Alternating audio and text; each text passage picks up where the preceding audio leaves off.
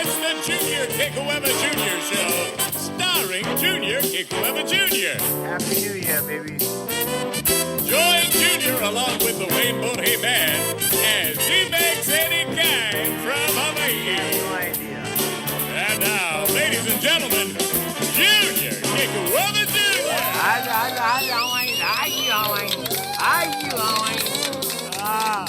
Happy New Year, Hawaii. Happy New Year, Hawaii. Woo! Mahalo, mahalo, mahalo. Aloha, aloha. Hey, welcome to the podcast. Yeah. Hey, Happy New Year, you guys. Wow. January 1st. It's Monday morning at 6:48 a.m. Hawaii time. Okay. I know. I'm supposed to be hungover. I'm supposed to be like, oh, bro, what a night last night, right? But no, I'm doing a podcast. That's exactly what I'm doing. Okay, so first we want to, project the attitude of gratitude, get it out there, okay? So we're heard in 42 states and 56 countries. Okay, so our if we really want to pull up the stats on everything, right? We can look at our analytics, which is pretty remarkable for what it is, because it's not Joe Rogan, okay? But we're really being searched a lot on Spotify. Spotify has actually boosted our. So what happened is Spotify actually bought the company that we started on, okay?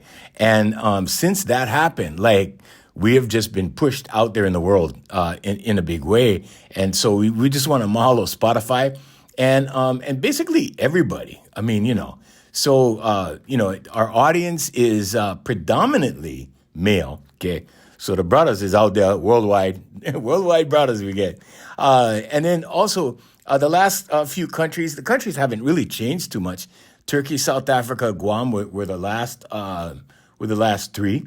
And so our demographics, according to platforms, Apple Podcasts is down to 28.6.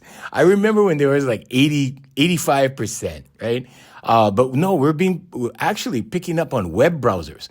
28.6% now, web browsers. It's the same as Apple. It's crazy. iHeartRadio went up too.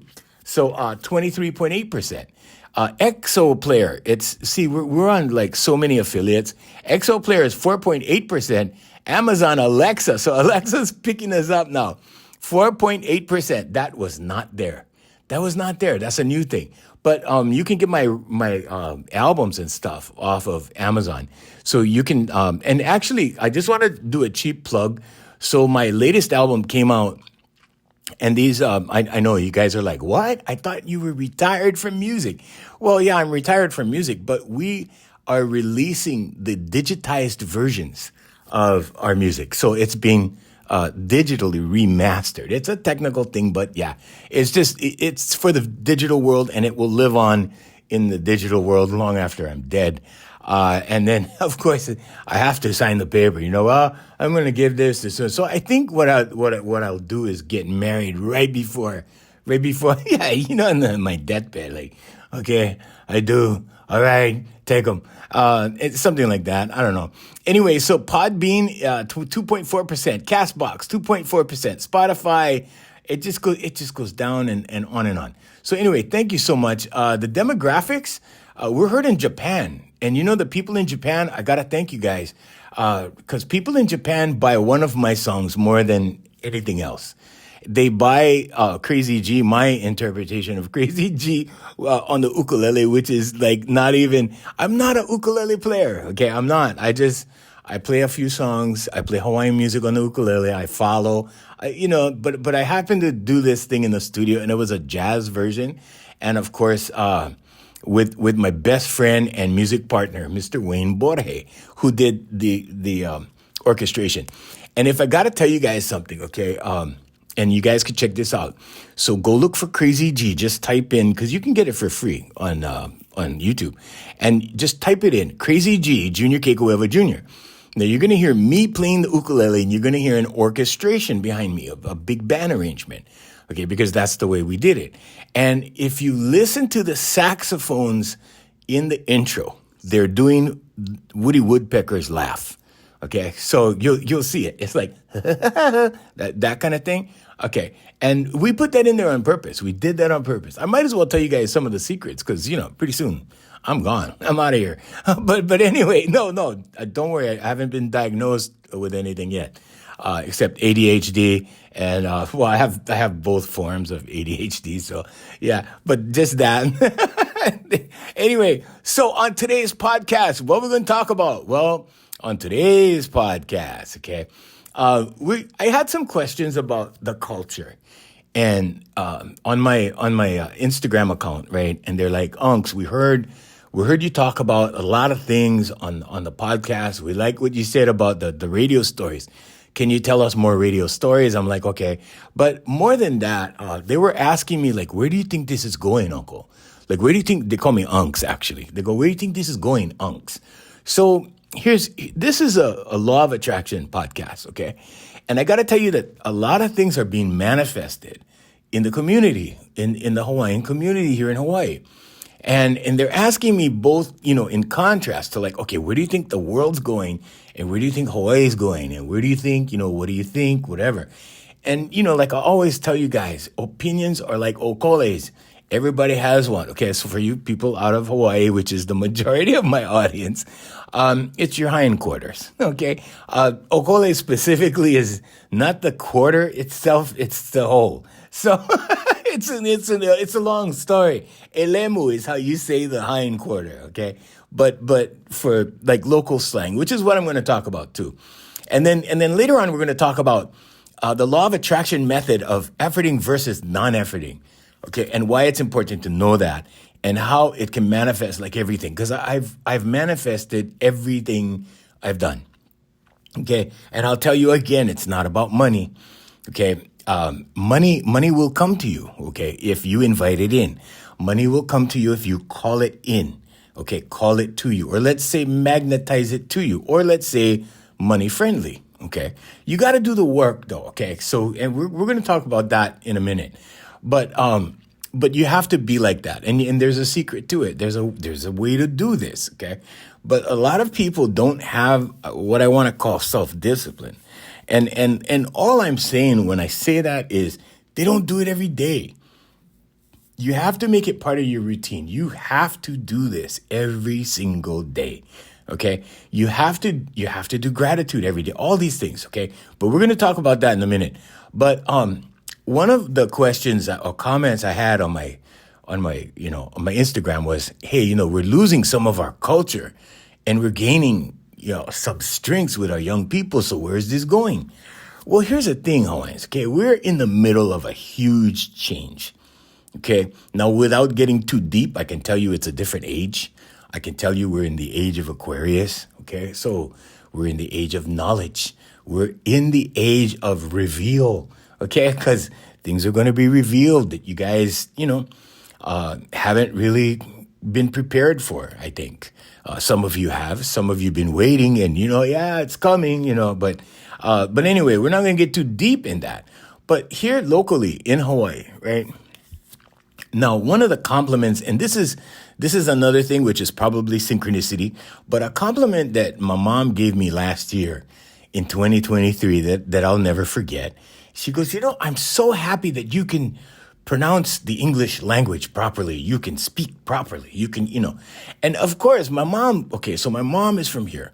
My mom is as local as you can get, okay? But, here's your big fat but, my grandmother worked 3 jobs to send her to college. So she went to college, right, in the mainland. And when she was in college in the mainland, right, and she was educated and, so don't get me started on education because I have a thing about that too. Okay, I have an opinion about that too, but we're not going to do it on this podcast. So she got educated, right? And from the day I was born, I think, I don't know, she was programming me, right? with this, speak English thing. I could not speak pidgin in the house. Oh, those of you who are listening to what is pidgin? Pidgin is when you talk Larissa and you're talking like that and you're trying to describe this, that, and the other stuffs and you go, the kind, that the kind over there kind stuffs like that, right? Now, I'm an expert at pidgin because that's the way we talked in elementary school, right? In high school, I want to say, in high school, it was a little different with some people. Some people tried to be more educated and tried to execute the English language more properly than others. And I noticed this predominantly with my Asian friends, who really, a lot of them, not all of them, but a lot of them could flip the switch. When they were in class, they spoke good English. When we were outside or hanging out or down at the beach or whatever, it was pidgin. So I have that ability to switch it on, switch it off. So here's an interesting story. Because you guys linked this to radio too, and then we'll talk about the cultural differences. So I was asked, tell us more radio stories. So when I first went to this radio station that was predominantly Hawaiian, okay, and this was back in the day, it was in the 90s, 94 to be exact. And I went to this radio station because I thought, I was always chasing the dream. I always wanted to be the entertainer guy, the guy that I eventually became, right? But I thought that by doing radio, I could get next to the radio executives. I could, and then get next to the entertainment executives because they all know each other, that kind of thing. And then network, and then boom, right? Wrong. Okay, so, but that's what I thought, right? And I remember going to the broadcasting school when I was younger, because I was looking for a job and they wouldn't take me at the carpet cleaning company, right? So, because my uncle said, you got to do something. And I was living with my uncle. So anyway, I went and I auditioned for broadcasting school, right? And they did they did this to like everybody, right? So it wasn't just me. It wasn't a high compliment or anything like that. Well, I thought it was at the time. And they go, wow, you would be a perfect radio announcer. You'd be the perfect disc jockey. You'd be the perfect, whatever. And, but they did that to sell their packages, right? Because I know several people that have gone through radio, one of them very, very successfully, right? And his, the way he speaks and stuff is not like the way, broadcasters do. And he made it all the way up the ladder to the very top. Okay, so it's not that. Okay, they told this to everybody. Okay, so here's the thing, right? Anyway, so I did that, right? And boom, off I go into the radio thing. Now, when I get this job at the Hawaiian place, right? I go, wow. So the Hawaiian radio station was the same station that owned the award, the awards that they do in Hawaii. So if you get one of these awards, what happens is your career skyrockets because you got this award. So when you get the award, they say, well, so-and-so won the such and such award, right? And then I'm not going to name names because, my attorney told me, bro, you got to stop doing that. So I'm like, okay. But anyway, if you get one of these awards, everybody calls you, right? I interviewed this one Hawaiian entertainer one time, a long time ago when I was doing radio and when I had my own show.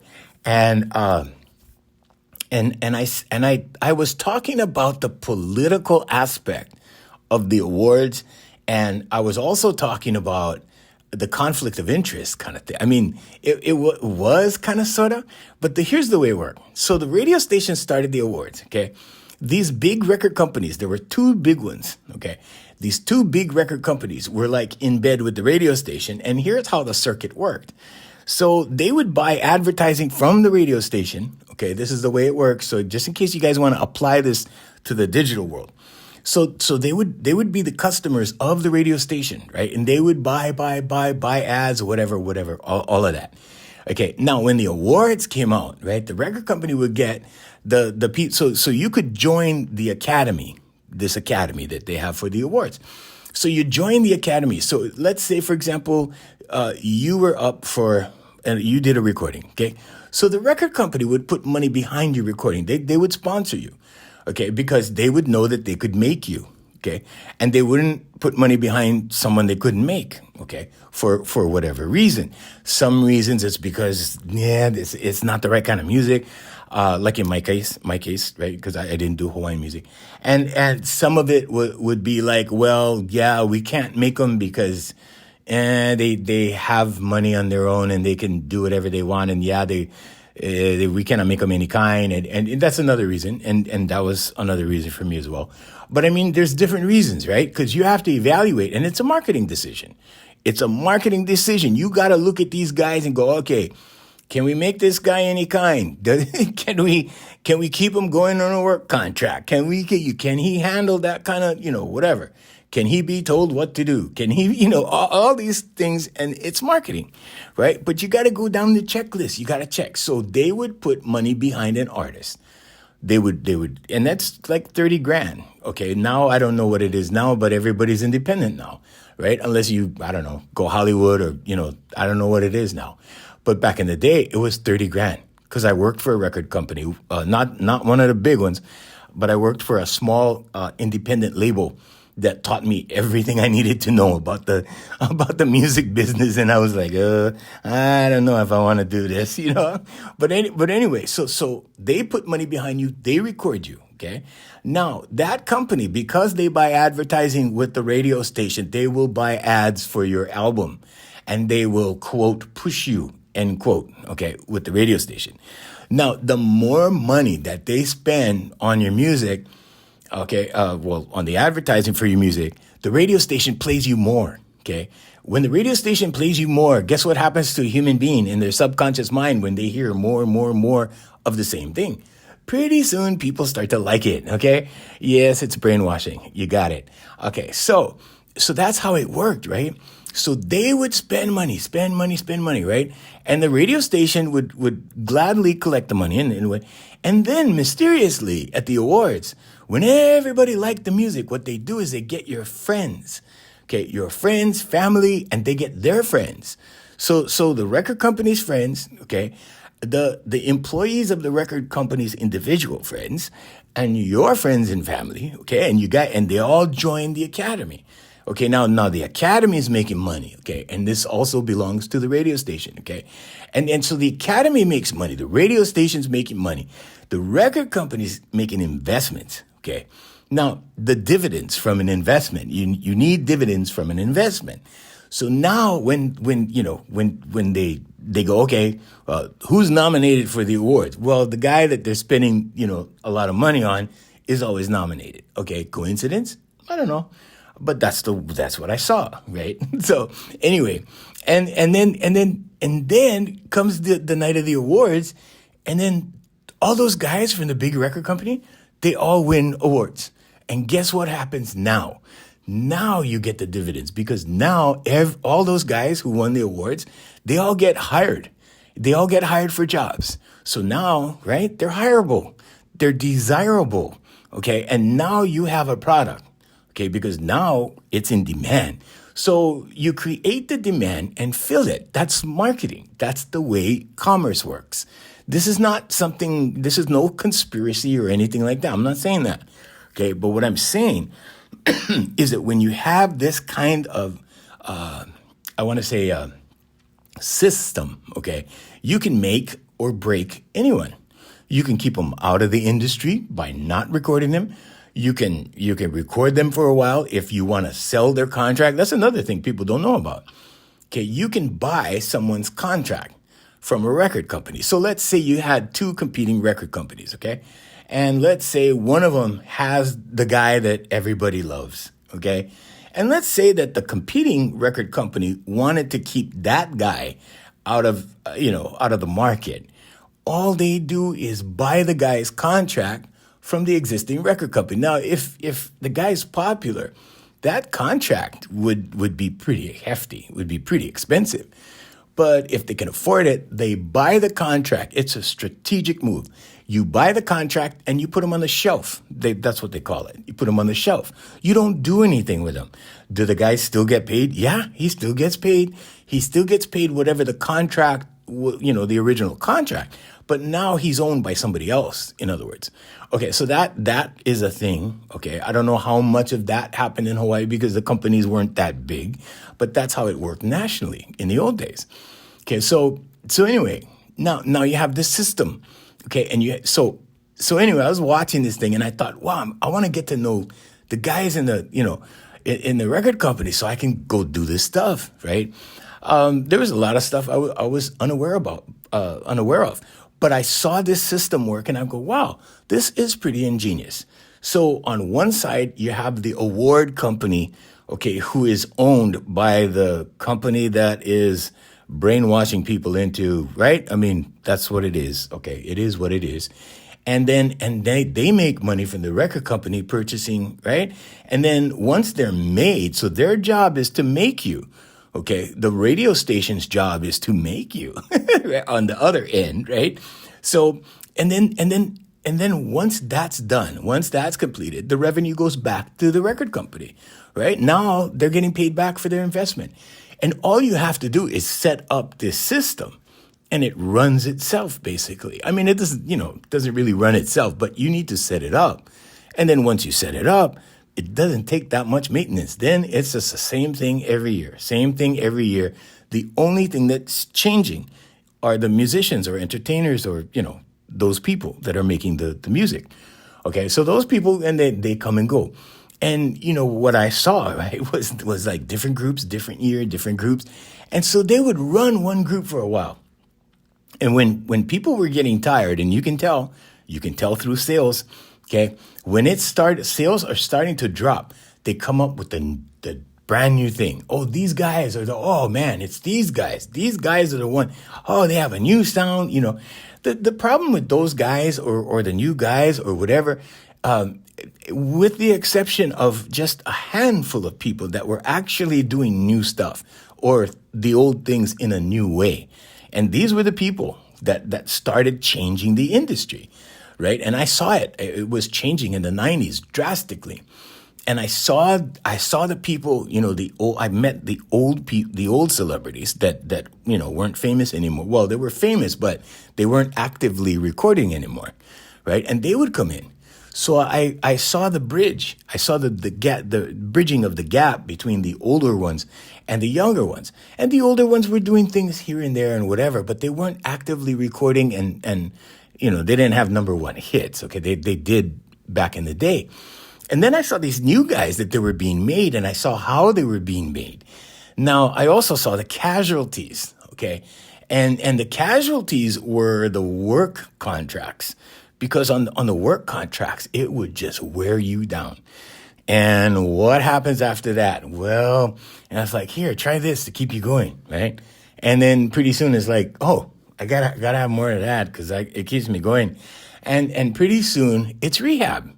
I mean, I'm just telling you guys the real stuff of what I saw. Okay, now let's address the cultural aspect of this. The cultural aspect of it is that we are gaining new strengths with our young people. Okay, and we always have been. Okay, it's still going on. There's still some innovative groups. There's one Hawaiian group right now that's really, really innovative. There's some reggae groups that have crossed over, pop into combining pop and reggae and stuff like that, that I've seen that are remarkable. It's just amazing. Okay. But, these are independent artists, And I noticed that once everything went independent, certain things changed. A lot of things changed. But it's not that same old system anymore. Now the system has broken apart. Okay, and now it's like virtually every man for himself, and who has the best marketing and who has the best connections and who does the best networking and, who kisses the ring better than the other one or whatever. But I'm just saying, right? But there's still at the radio station level, there's still that aspect. You got to get them to play the songs. And that's a whole, thing that I'm not even going to touch that. I'm not even going to speak on that. But we're always changing. Okay. So our culture, the thing about, the comment, one of the comments I got, it was in the same comment. It was as the same, basically it was kind of like a letter, but it was a message. And, so one of the things was like, whoa, unks, why you not talk more pidgin? Why you not do the kind? Some more like that. Like we notice you talk, pretty much in English. And I'm like, yeah, well, you see, the majority of my audience understands English and they want to hear English, and they're not really savvy with our local pidgin. And our local pidgin is disappearing. Okay, so in addition to the local music changing and the Hawaiian music changing, okay, and yes, we are becoming more westernized here, okay, in Hawaii. And that has and this has come to light as a result of the Lahaina fire. Okay, so I'm gonna try and connect some dots here with you guys, right? Hawaii has always been for sale, always. America has always been for sale. Okay, the danger that I see is that we're creating new laws that I want to say empowers the buyers to a whole hell of a lot. Okay, in America, in the upper 48, as they say, and in the Kingdom of Hawaii, which is what this really is, given the occupation. But what I will say is that as far as the pigeon and stuff, I have many clients. I have younger people as clients, and older people for my life coaching, right? Adults in my life coaching. Very seldom do I life coach a minor. Because there's a gray area of liability there that I don't want to assume. And I'm not talking because everything is done online, everything is legit, everything is up and up kind of thing. It's just that, there are certain things that you don't want to be responsible for telling a child, whether it's, whatever your opinion is on anything. And it's very difficult because you have to clear things with parents. Otherwise, there's a legal thing there that liability, degree of liability. So let's just leave that there. But with my adult clients, right? I have younger clients for other things, and I noticed that these kids do not speak pidgin. Pidgin is vanishing. There's a very westernized form of pidgin on the island of Oahu. Okay, so on the island of Oahu, where I live, right?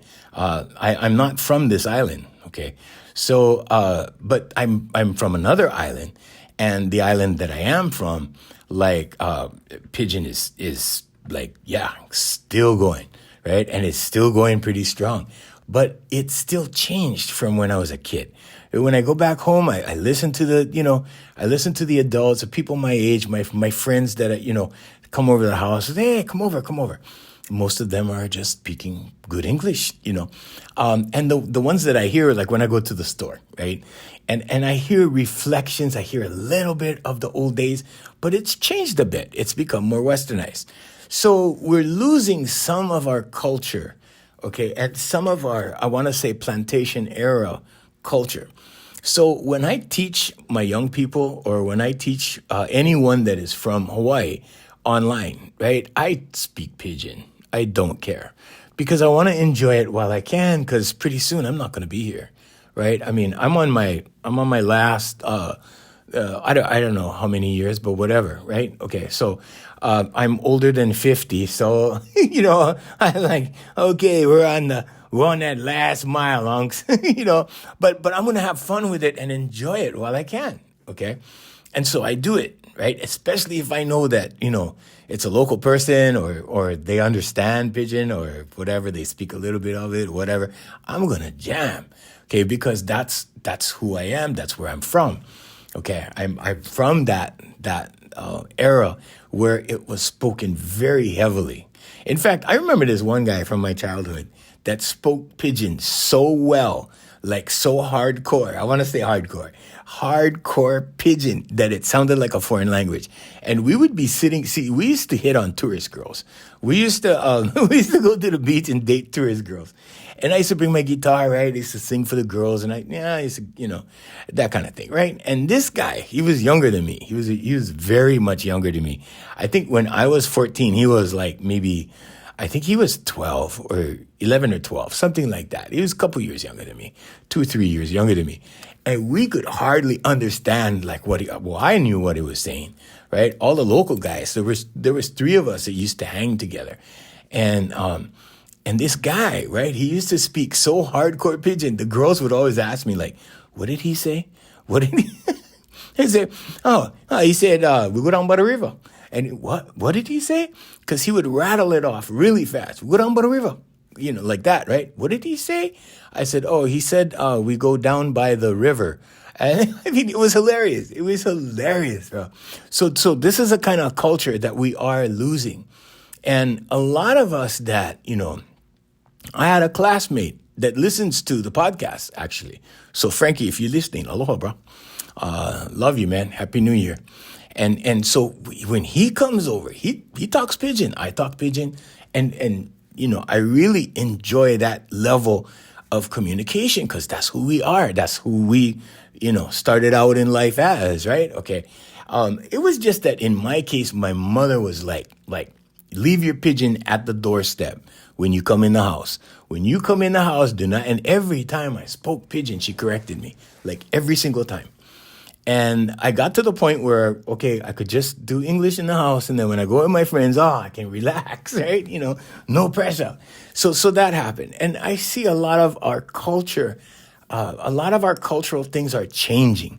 And I want to say that in Hawaii, we're experiencing like cultural possession, I want to say. I'm seeing outsiders come in, okay, and take possession of our culture.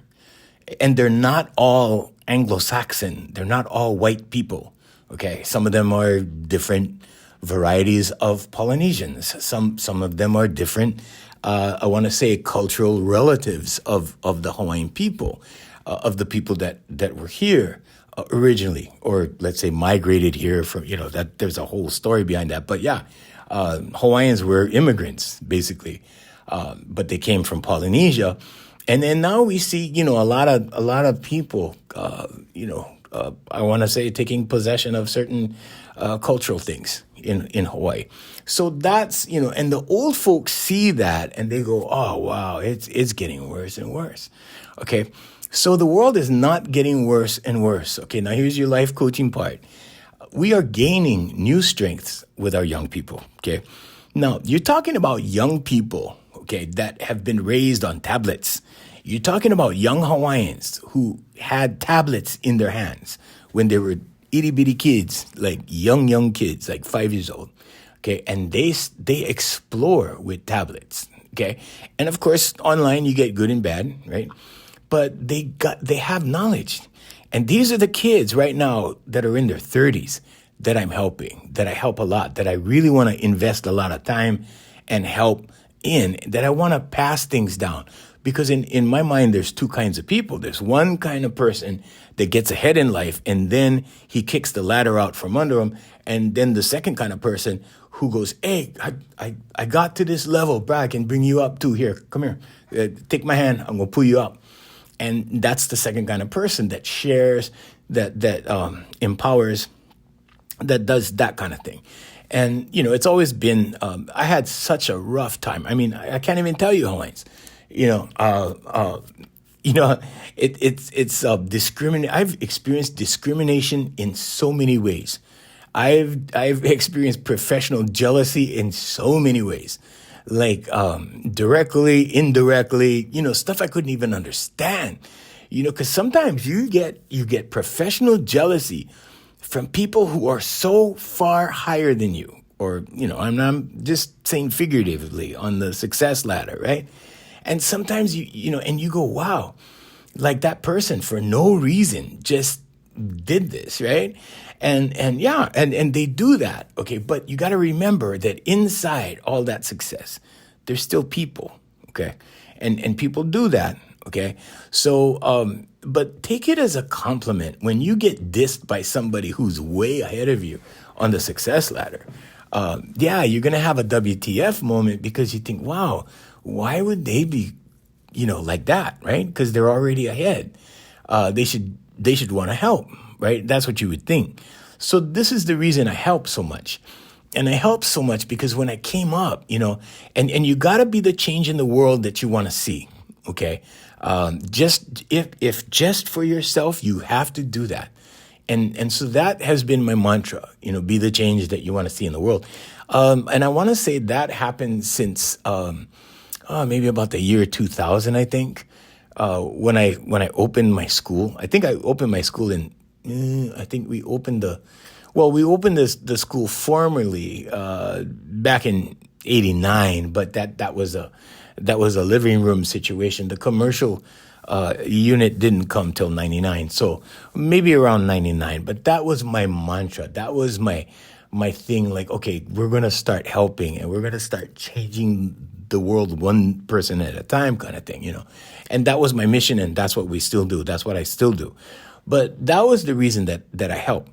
And that's the reason, because I was like, when I was there, right, and I was looking for help, there was a small handful of people to help me. And most of those guys were like, I want to say 3 or 4 steps ahead of me. But I saw people that were a mile ahead of me, like way up in the stratosphere. Those guys acting like kids, acting like little jealous kids in the playground. I mean, and I was like, what?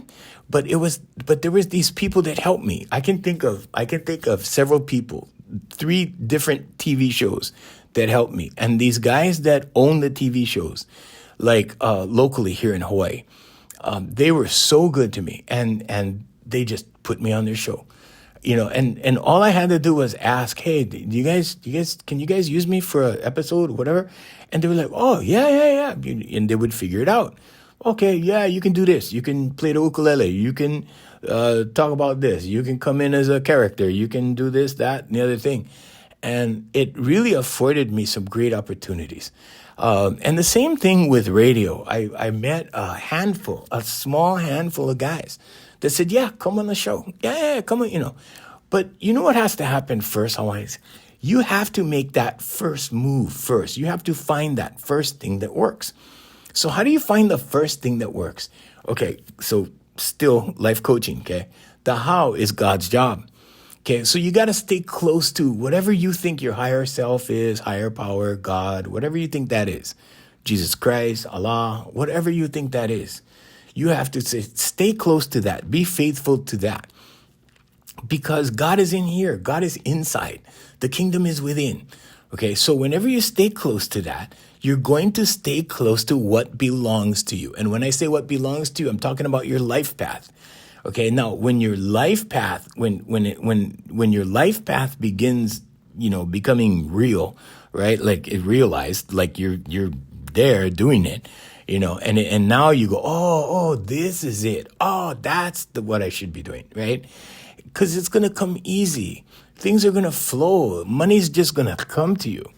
Okay, now are you gonna have like millions and millions of dollars in a bank? Well, it depends.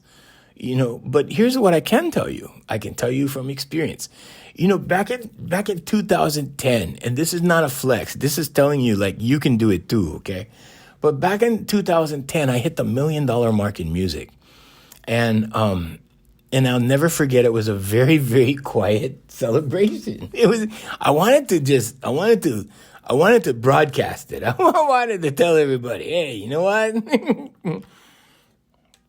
But it was a very, very quiet celebration. And it was between me, my music partner, and our business partner, like the 3 of us. And I was like, wow, guys, we hit $1 million. And the reason why it was significant, right, was because when I was 12 years old and I was making these grandiose plans, and I was like, yeah, we're going to do this, we're going to do that. Yeah, we're going to do music. I'm going to do a show. I'm going to have a show in Waikiki, right? And, first of all, you get your friends who are like, interested in baseball and cars and, whatever.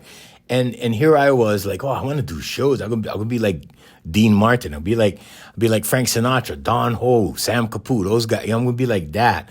For you people outside Hawaii, Don Ho and Sam Kaput are local celebrities, and Don Ho was the biggest before Israel. Kamaka Viva Ole, who is now the biggest, I would think, and Bruno Mars, certainly Bruno Mars. But I think they're both equally as famous. But here's the thing, right? So when that happened, when I was 12, right, and I was doing all these, I was projecting my dreams, I was speaking them out loud, right, and I told my mom, I said, Mom, I'm going to be an entertainer. This is what I'm going to do. And my mom said, quote, you will never make any money playing music, end quote. And until today, I remember that. And sometimes, right, because I met this guy on radio, the guy I used to substitute for, and he told me his high school counselor said he would never amount to anything. And all of a sudden, this guy is like way above me in the stratosphere of popularity, right? He's like miles above me, extremely popular, right? And he said that, and I'm thinking like, well, maybe that's what it took. And I'm thinking maybe subconsciously for me, that's what it took. Maybe my mom had to tell me I wouldn't make any money in it, so I would push forward and try to make money in it and eventually make money in it. I don't know. I think that has a lot to do with it because I think inside, right, the resentment that carries, because it's resentment, right? You feel like resentful. You go, oh, I resent that comment, right? And then you go out to prove them wrong. So many people that have been told that they're going to be losers have excelled in all of their activities, in their occupations, whatever it is. It doesn't matter. Okay, somebody could have been told that they'll never be a good lawyer, and they have a multi-million-dollar law firm today. I don't know, but I'm just saying it probably has something to do with it. But we are, gaining strengths with our young people that are making gains, and these guys have the knowledge. They have been raised on tablets. They need opportunity. That's all they need. They need the opportunity to put these things in motion. Their only obstacle is the old guard. Okay, because the big money, the huge money is all guarded by old people. Okay, and the political system is all locked down by old people. But slowly here in Hawaii, I see the younger people breaking through barriers. I see them break through. And what I do is in a very small way, because I'm not out there in control of anything. I mean, I control my companies, and that's about it. I don't want to be involved with all that kind of stuff because a lot of it gets dirty. It gets real dirty real fast. Okay, and when you look at Hawaii as I don't know a kind way to say it, but Hawaii is one of the most corrupt states you'll ever see. And the reason why I say that, okay, is because people are related, okay? It's a small place, and it's like a small town. Everybody knows everybody.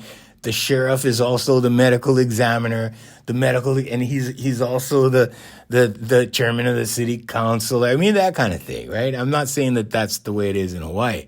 Although we do have a sheriff that is a police chief that is a coroner in one of our counties. But I'm just saying, it's because it's a small place. Everybody knows everybody. And if you want to get in, if you want to whatever, you got to play ball with the guys that were there first. And it just keeps going like that. And now we see blatant things going on, right? The public is like, whoa, these politicians did what? Right? They see it. They don't hide it anymore. It used to be in the back rooms. It used to be in the, and I've been in the back rooms when they're doing it. I've been in back rooms, and I've just sat there, and I'm like, I was fly on the wall. I was like, and I was no threat to anybody, so they let me hang out, and they were friends, and so we saw these things right in the back, the way it works in the background. But now, like, nobody hides it anymore. It's just like, well, this is the way we're going to do it. If you guys don't like it, whatever. And like, whoa, this is tyranny, right? The old people are going, whoa, this is tyranny. The young people don't care. A lot of them don't care. A lot of the younger people don't. They just go about what they're doing. They work online, or they're in a different world, and they just keep doing what they're doing. But then there's these groups of young people that are pushing through, and they are going to change the world. They are going to change Hawaii. They are going to change the way things are being done. Change is a slow process. Humans are very uncomfortable with change, but once change begins to happen, and once something starts to succeed, everybody jumps on board. Okay, that's how it happened for me in a very small way in whatever I was doing. It's the way it happens with everybody. But it starts small, right? And then you see somebody leading, okay? So this is more of the life coaching part. Be the leader. When you see somebody leading, okay, and when I say lead, I mean forward momentum. You have to just keep walking, keep moving, keep doing, keep going, okay? And this is the efforting and non-efforting law of attraction method, okay? Now, I'm going to spell it out for you real quick, okay, real fast and real quick, because we have a limited amount of time. Now, with the law of attraction method, I recommend baby steps in efforting, okay, baby steps, because if you put too much effort in the wrong direction, okay, and you find out it's the wrong direction, now you've wasted time, okay, because it takes time, right? Effort. You got to put effort, put effort, put effort. Oh, this is the wrong thing. Oh, man, I got to go back all those steps. You see? Like that. So what I do, right, is Dr. Amit Goswami told me, and I saw him at a conference here at the Japanese Cultural Center in Hawaii. He is one of the four, look him up, Dr. Amit Goswami, Goswami. He is one of the foremost leaders in quantum physics. And according to him, he says, no, you Westerners have it all wrong. It's do.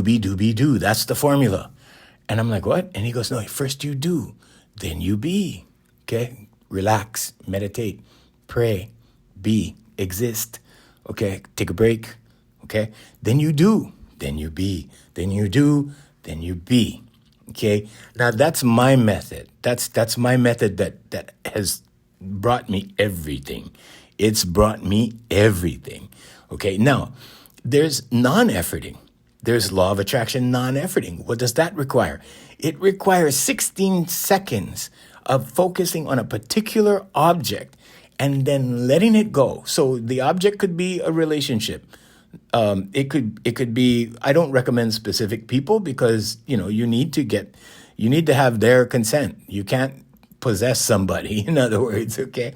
But yeah, 16 seconds, you focus on what you want, okay? And then let it go and then trust. And then kick back and do what you want, okay? Both of these methods work. And there's more examples of non-efforting and there's more examples of baby steps. But the balance, okay, that do balance really, really works well, okay? And I've also tried non-efforting, and non-efforting for me, just as a person, for me, takes a little longer, okay? But I can make it happen very quickly with the do method, right? And I know it sounds silly, right? But this was coming from a physicist, right? And I was like, well, he must know something I don't. And I tried it, and boom, and I met him in 2010. I met him in 2010, and since then, it was the same year that I started Here For You Life Coaching as a company. And I got to tell you, Hawaiians, it works. It's like boom, boom, boom, boom, boom, level up. And sometimes some things take longer than others. So you have to be patient. But that method of doing and then, hey, let go, and then do and then let go. The let go part is hard because in your mind, you're thinking, oh, I got to push. I got to push forward. And yes, that sometimes works. But here's what happens when you push. And I'm saying this out of experience, okay? When you push, do you get what you want? Yeah, eventually you get what you want. But guess what? Sometimes it disappears. And the reason it disappears is because it was gotten in the wrong way. Yes, you can push forward and make a lot of money. Yes, you can ruin your health in the process. Then what do you got to do? I see so many guys like this, right? Push. And pretty soon, they have to pay someone to restore their health. Okay, go doctor, do whatever. And they're worth all this money. Okay, but here's the secret I'm going to tell you. Okay, yes, the law of attraction is not meant to fill up your bank account. That's not the idea. The law of attraction is here so that you get things easily, plentifully, and quickly when you need it or when its proper time is. Okay, because when you do this, when you write it and you think it and you speak it, okay, and so vocalization, visualization, again, right? And you have to do your affirmations and meditation. But when you do these four things, okay, and you do it together in concert with each other, in other words, they're all on the same topic, focused on the same thing at the same time, manifestation happens quickly. And pretty soon with self-awareness, when you can see the synchronicities, right? You can see the synchronicities and you go, wow, yeah, this worked because of that.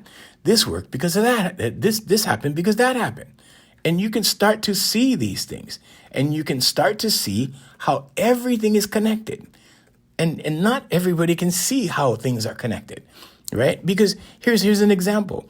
You do something really crappy in the morning, and in the afternoon you get a canceled client or a canceled contract or a canceled whatever it is. Okay, you don't put it together. You don't put it together because it's in the afternoon. It's hours and hours and hours after you did something crappy, and it comes back and hits you. Or here's another example. You give money to, let's say, a street person, or let's say you give money to, I don't know, somebody, a friend, or you do something good for somebody. It doesn't have to be money, anything. You do something really good for somebody in the morning. In the afternoon, something really, really good happens to you, or maybe an hour later. Sometimes it doesn't matter. Sometimes it's a few minutes later. Sometimes it's an hour later. It just depends. But when that goodness comes, you don't put it together. You don't think that, oh, it's because I did something good that I got something good. Oh, it's because I got something bad because I did something bad. You don't look at it that way. You don't think about it that way. But here's what you do. You need to remove yourself from the box. You need to pull yourself out of the box and then look from outside looking in. Okay, Johnny Mathis, one of the, for my older listeners, because I know we have a few, Johnny Mathis wrote a song about it, and it said, I'm on the outside looking in. And that's what you have to do. You have to remove yourself. Okay, remove yourself. Okay, put your mind on the outside as awareness and look back in on your life. Human beings are the only ones that can do that. Animals cannot. They have that one experience that looks forward, and that's it. We can observe ourselves. That's where you get the critic from. That's where you start self-analyzing yourself. That's where you get the complexes from. Because somebody says something, like, oh, you're so stupid, and then you go and you start thinking about it, right? And you go, I wonder if that's true. And then the next time you do something stupid, guess what? Because we all do. We all do stupid things. The next time you do something stupid, it registers, and then you get recall, and then your subconscious goes, yeah, you see, you are stupid. And then you think about that, right? And guess where that leads? Okay, this is a progressive chain that keeps going. And pretty soon you thoroughly believe that you're stupid, or let's say not as smart, or whatever, less than, all of the above like that, right? So you have to be careful. All right. So this is all the life coaching part. Okay. So write this down, write this stuff down, because that's how it works. You have to understand that the majority of what you think on any given topic, and your brain is very sophisticated. You can have thoughts on so many things, but the most repetitive thoughts from your conscious mind imprint your subconscious. And it cannot do it if you say stop. If you have a random thought, okay, and you don't want it in your subconscious, like you don't want to keep thinking about it, you don't want to, develop a program from it kind of thing, okay, and I'm trying to talk in the simplest language possible. If that's what you want to do, just say stop. Or just say no, or just switch your thinking to something positive. That's the cure. Okay, it's that simple. You get a crazy idea like, well, I should go up and punch him in the face, and then you have that, and then you have to step in. You go, no, that's crazy, and think of something positive. Oh yeah, my niece was born 2 months ago, and she's so beautiful. And switch to something positive like that, something like that. Okay, because I learned this stuff a long, long time ago, right? And I started to see the mind games that were going on when I worked at certain places, certain companies, and these were radio station companies, right?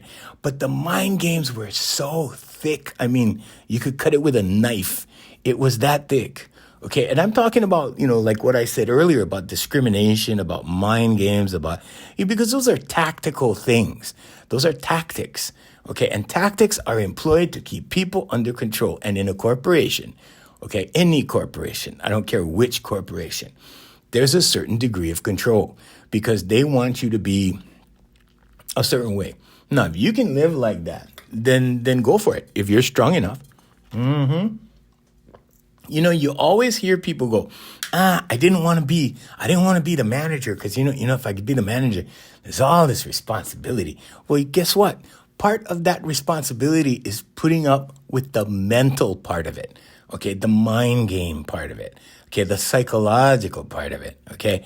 And trust me, Hawaiians, because I teach CEOs. Okay. I work with CEOs. I work with department heads. I work with managers in my life coaching business.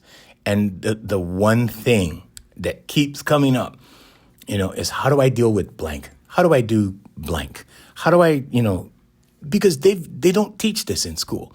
Well, they teach it in certain areas, right? But if you're going for an MBA, chances are you're not really studying a lot of psychology. You're not really, studying these other things that you need to put it all together. And this is why people hire life coaches. This is why people they hire life coaches so that they can get there quickly. What's the fast track? Oh, just do this, and that, right? First of all, ascertain the problem. What's the problem? Okay, so first of all is acceptance. Okay, accept that I do not know this. Accept that I don't know how to do this. Accept that, I have a problem. Okay, now when you get to that stage, okay, it's accepted. Right? Now you can do something about it. Okay. And chances are when you go to a life coach, me or anybody else, well, my life coaching is very different, because I am very different. So sometimes it's like, whoa, I never thought of it. I get that comment the most. People tell me, wow, I've never thought of it that way. And I'm like, yeah, there you go. Out of the box thinking. Okay. But me or any other life coach, right? What they will do is give you the fast track, the fast solution. The fastest solution possible, because we can see it. We can remove ourselves and look into a situation. Go, okay, I know what needs to be done. In my case, I definitely know what needs to be done. You need to write it, think it, speak it, and meditate on it, and meditate from it. Okay, in other words, when you meditate, right, just take that break from it, get away from it, leave it alone, and things get better, and things get better quickly. I've worked with people with trauma, and I'm not making medical claims, but I've healed them from trauma. Trauma doesn't happen anymore. It's so minute, it's so mild. Trauma is an emotional event that sticks out so much. It's traumatic. That's what trauma is. It's an emotional event. So something that triggered you emotionally so hard, right? And, it could be the death of a parent. It could be the death of a child. It could be the death of somebody, or it could be a breakup. A breakup is traumatic. It could be the fights that you had during the breakup. It could be all of that, right? But how you get rid of it? Yep. The 4 steps, okay, or the 4 pillars. So that's affirmations, meditation, visualization, and vocalization. It will cure anything. Okay. And trust me, Hawaiians, I had to cure myself from a lot of crap. Sorry, Hawaiians, I gotta go. Hey, we want to thank Island Club and Spa, Brother Randy and company down there in Kaka'ako. Hey, mahalo, Brother Randy. Yes, sir. Also, the Voice Master family of service companies and the music of Darren Chinen at AFMHawaiiMusic.com. Yeah. Until next time, this is Junior Kekuewa, Junior saying Happy New Year. It's January 1st, Hawaiians. Get out there and grab yourself a brand new year. All right. Oh, yeah. I'm supposed to do the can, eh? Okay, sorry. Okay, he didn't give me the finger. No, the index finger. He was going like this. Wrap them up. Okay. Mahalo and aloha.